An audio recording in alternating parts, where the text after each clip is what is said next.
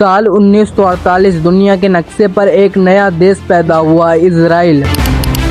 लेकिन इसके जन्म के साथ शुरू हुई एक ऐसी जंग जिसने पूरे मध्य पूर्व को आग में झोंक दिया। फिलिस्तीन की जमीन, ब्रिटेन का फैसला, अरब देशों का हमला और लाखों लोग बेघर। आखिर क्या सच था, आइए समझते हैं इस पूरी वीडियो में।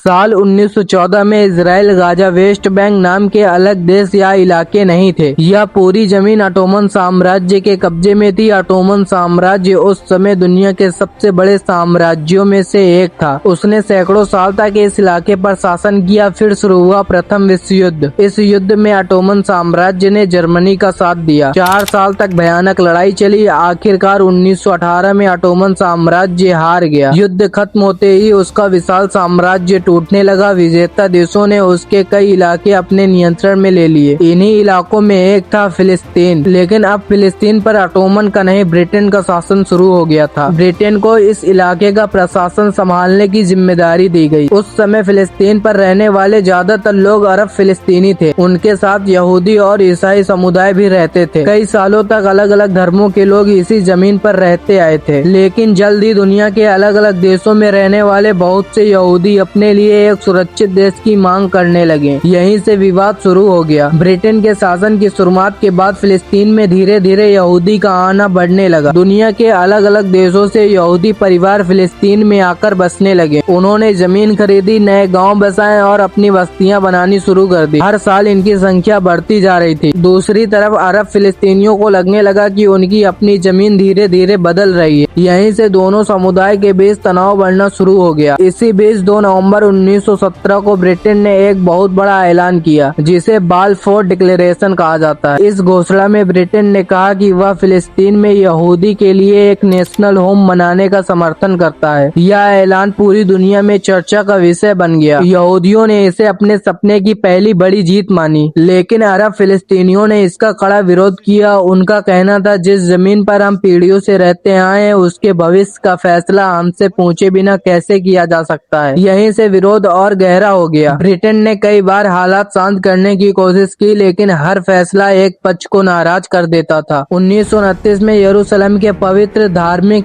स्थल वेस्टर्न वॉल को लेकर दोनों समुदाय के बीच बड़ा विवाद हुआ। यह विवाद देखते देखते हिंसा में बदल गया। कई दिनों तक दंगे चले, दोनों पक्ष के लोगों की जान गई। इसके बाद साफ हो गया था, फिलिस्तीन का यह विवाद धर्म, पहचान और भविष्य की लड़ाई बन चुका है। फिर आया 1933। जर्मनी में एडोल्फ हिटलर और उसकी नाजी पार्टी सत्ता में आई। हिटलर का मानना था जर्मनी की कई समस्याओं के लिए यहूदी जिम्मेदार हैं। सत्ता में आते ही उसने यहूदियों के खिलाफ नए नए कानून बनाए। धीरे धीरे यहूदियों की नौकरियां छीन ली गई, उनके कारोबार बंद करवाए गए, उन्हें सरकारी पदों से हटा दिया गया और उन्हें समाज से अलग थलग किया जाने लगा। जर्मनी में रहना यहूदियों के लिए हर दिन मुश्किल होता जा रहा था। अपनी जान और भविष्य बचाने के लिए बहुत से यहूदी जर्मनी को छोड़ने लगे। यहूदियों की बड़ी संख्या फिलिस्तीन पहुंच गई। अब फिलिस्तीन में यहूदी आबादी बहुत अधिक हो चुकी थी। यह सब देखकर अरब फिलिस्तीन और डर गए। उन्हें लगा, अगर ऐसा ही चलता रहा तो फिलिस्तीन यहूदी देश बन जाएगा। 1936 में अरब फिलिस्तीनियों ने ब्रिटिश शासन और यहूदियों के खिलाफ बड़े पैमाने पर आंदोलन शुरू कर दिया। यह आंदोलन 1936 से 1939 तक चला। इस दौरान कई जगह हड़ताल हुई, ब्रिटिश ठिकानों पर हमले हुए और अलग अलग इलाकों पर हिंसा फैल गई। ब्रिटेन ने सेना भेजकर इस विद्रोह को दबा दिया, लेकिन ब्रिटिश सरकार समझ चुकी थी फिलिस्तीन में इन दोनों पक्षों को एक साथ संतुष्ट करना असंभव है। इसी वजह से 1939 में ब्रिटेन ने एक नई नीति लागू की, जिसे व्हाइट पेपर ऑफ 1939 कहा जाता है। इस नीति के तहत फिलिस्तीन में आने वाले यहूदियों की संख्या पर सख्त सीमा लगा दी गई। साथ में ये भी कहा गया, भविष्य में यहाँ एक ऐसा देश बनाने की कोशिश की जाएगी जहाँ अरब यहूदी दोनों साथ रहें। लेकिन इस फैसले में कोई भी खुश नहीं था। अरब फिलिस्तीन को लगा यह कदम बहुत देर से उठाया गया है। वहीं यहूदियों का कहना था, जब उन्हें ज्यादा सुरक्षा की जरूरत है, उसी समय फिलिस्तीन के दरवाजे उनके लिए बंद किए जा रहे हैं। उधर यूरोप में हालात और भी ज्यादा खतरनाक होते जा रहे थे। 1 सितंबर 1939 को जर्मनी ने पोलैंड पर हमला कर दिया। यहीं से वर्ल्ड वॉर 2 शुरू हो गया। युद्ध के दौरान नाजी जर्मनी ने यहूदियों पर पहले से कहीं ज्यादा अत्याचार किए। जब 1945 में वर्ल्ड वॉर 2 खत्म हुआ, तब पूरी दुनिया इस घटना से हिल चुकी चुकी थी। युद्ध के बाद लाखों यहूदी बेघर हो चुके थे, उनके पास न घर बचा था न ही भविष्य। अब दुनिया के कई देशों में यह मांग फिर से तेज हो गई कि यहूदियों के लिए सुरक्षित देश बनाया जाए। उधर फिलिस्तीन के हालात तेजी से बिगड़ रहे थे। ब्रिटेन दोनों पक्षों के बीच शांति कायम रखने की कोशिश कर रहा था। आखिरकार ब्रिटेन ने मान लिया कि वह इस विवाद का समाधान अकेले नहीं कर सकता, इसलिए 1947 में उसने यह पूरा मामला नई बनी अंतर्राष्ट्रीय संस्था संयुक्त राष्ट्र यूनाइटेड नेशन को सौंप दिया। अब फैसला दुनिया के देशों को करना था कि फिलिस्तीन का भविष्य क्या होगा। एक यहूदी राज्य, दूसरा फिलिस्तीनी राज्य का मतदान हुआ। प्रस्ताव पास हो गया। दुनिया के कई देशों ने इस योजना का समर्थन किया। यहूदी नेतृत्व ने इस प्रस्ताव को स्वीकार कर लिया, लेकिन फिलिस्तीन और आसपास के अरब देशों ने इस प्रस्ताव को अस्वीकार किया। उनका कहना था फिलिस्तीन की जमीन को उनकी इच्छा के बिना बांटा नहीं जा सकता। संयुक्त राष्ट्र का प्रस्ताव पास होते ही फिलिस्तीन में हालात और ज्यादा बिगड़ गए। दोनों समुदाय के बीच खुलेआम लड़ाई शुरू हो गई। ब्रिटेन अब फिलिस्तीन छोड़ने की तैयारी कर रहा था। उसने घोषणा कर दी 24 मई 1948 को उसका शासन पूरी तरह समाप्त हो जाएगा। दोनों पक्ष समझ चुके थे ब्रिटेन के जाने बाद फैसला हथियारों से होगा। 14 मई 1948 को ब्रिटेन ने आधिकारिक रूप से फिलिस्तीन से अपना शासन समाप्त कर दिया। ब्रिटिश के जाने बाद 15 मई 1948 को मिस्र, जॉर्डन, सीरिया, इराक और लेबनान की सेनाएं इजराइल पर हमला करने के लिए चारों तरफ से आगे बढ़ने लगी। अरब देशों को भरोसा था नया बना इजराइल कुछ ही दिनों में खत्म हो जाएगा, लेकिन इसका बिल्कुल उल्टा हुआ। इजराइल इन पर भारी पड़ गया। महीनों तक लड़ाई चली। इजराइल ने पहले से ज्यादा जमीन पर कब्जा कर लिया। युद्ध का सबसे बड़ा असर फिलिस्तीन के लोगों पर पड़ा। लगभग 7 लाख से अधिक फिलिस्तीनी अपने घर छोड़ने पर मजबूर हो गए। फिर 1949 में समझौता हुआ युद्ध रोकने का, लेकिन इससे शांति नहीं आई। बस युद्ध कुछ दिनों के लिए रुक गया। वेस्ट बैंक जॉर्डन के नियंत्रण में चला गया। गाजा पट्टी पर मिस्र का प्रशासन स्थापित हो गया। दूसरी ओर इजराइल ने अपनी सीमाओं को पहले से ज्यादा मजबूत कर लिया। सीमा पर लगातार घुसपैठ, छोटे छोटे हमले, जवाबी कार्रवाई होने लगी। फिर आया 1956। मिस्र के राष्ट्रपति ने सुएज नहर को अपने देश के कब्जे में ले लिया। पहले इस नहर पर ब्रिटेन और फ्रांस का नियंत्रण था, लेकिन अब इसका मालिक मिस्र बन गया। इस फैसले से ब्रिटेन और फ्रांस नाराज हो गए। इजराइल ने इसी मौके पर मिस्र के खिलाफ सैन्य अभियान शुरू कर दिया। यह सब देखकर फ्रांस और ब्रिटेन भी युद्ध पर कूद पड़े, लेकिन इस बार दुनिया की दो महाशक्तियां अमेरिका और सोवियत संघ दोनों ने इस लड़ाई को रोकने का दबाव बनाया। फिर इजराइल को सिनाई से पीछे हटना पड़ा। संयुक्त राष्ट्र की शांति सेना वहां तैनात कर दी गई, लेकिन ये सबसे मध्य पूर्व एक ऐसी चिंगारी पर खड़ा हो गया जो कभी भी बहुत बड़े युद्ध में बदल सकते थे। 5 जून 1967 की सुबह इजराइल ने मिस्र के हवाई अड्डों पर अचानक हमला कर दिया। इससे जॉर्डन, सीरिया युद्ध में शामिल हो गए, लेकिन इजराइल के सामने कोई नहीं टिक पाया। सिर्फ 6 दिनों में इजराइल ने मिस्र, सिनाई पाइद्रीब, गाजा पट्टी, जॉर्डन, वेस्ट बैंक और सीरिया के गोलान हाइट्स तक कब्जा कर लिया। फिलिस्तीन का बड़ा हिस्सा इजराइल के नियंत्रण में चला गया। यही थी पूरी इजराइल की हिस्ट्री। अगर वीडियो पसंद आया हो तो प्लीज एक लाइक, सब्सक्राइब कर दीजिए। Thank you so much.